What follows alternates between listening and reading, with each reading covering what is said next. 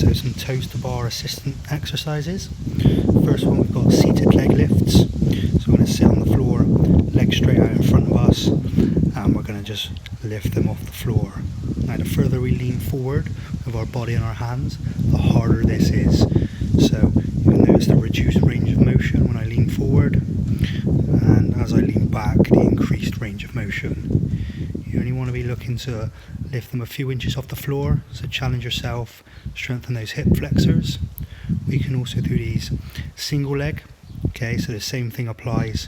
Challenge yourself by leaning forward, a couple of inches off the floor, and try and control the whole range, both up and down, okay. Remember, straight legs, point those toes, squeeze those quads,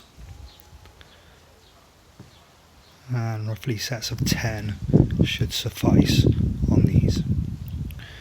You've then got toes to bar from the floor, so we'll need to pick a object that you can hold on to. So I've got a kettlebell, straight arms, straight legs if possible, taking those toes to what essentially be the bar, this time your object. If you struggle to keep your legs straight, then you can bend them and tuck them until you can get your toes to the object, and try and control those legs back to the floor with every rep. Next up, we've got V-sits. So starting lead out, flat, arms above your head, legs straight. We're trying to meet our hands and our feet together in the middle. So we're going to up on our bum at the top, legs and back are off the floor. If you need to make this a little bit easier, you can bend those legs and come into kind of a tuck position at the top. So for these tuck holds and L-sit variations, if you haven't got any parallettes, you could use a couple of chairs or stack some books up, just something to raise you off the floor. And we can tuck ourselves with our knees, we can go into L-sit, and then we can alternate legs, kicking them out, or even holding them in position. Okay, so tuck and hold, L-sit and hold, or individual leg hold, or rep it out by taking them in and out.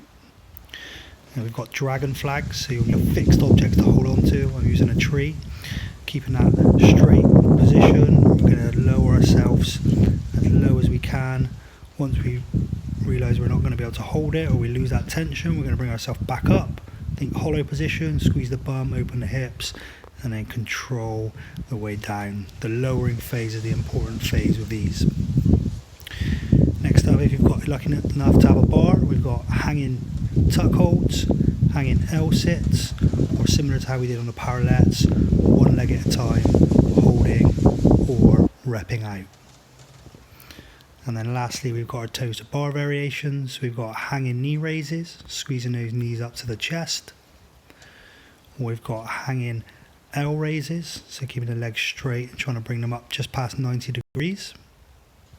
Keeping it controlled throughout the whole movement. We've got full toes to bar. We're going to bring our legs all the way up to the bar, keeping straight if possible. If you have to tuck, then that's cool as well. And then we've also got a tuck, kick out, tuck back in and down. Keeping tension throughout the shoulders and lats as well. Hope those help.